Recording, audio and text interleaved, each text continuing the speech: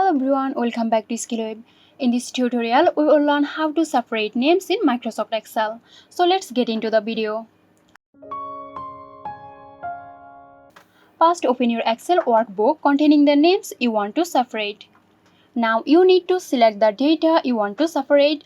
Then click on Data tab and go to Data Tools and choose the function Text to Column. Now you will see a pop-up window. Now select Delimited option, click on Next and we will move on. The following screen will show us a list of characters which delimited the names in the table. Our delimiter is a comma along with a space. So we will take these two options and let's move on to the next. And here in the destination box, choose where you want to put the name. Now click on Finish. Confirm by selecting OK. That's it. If you found this video helpful, give us a like and subscribe to our channel for more interesting videos.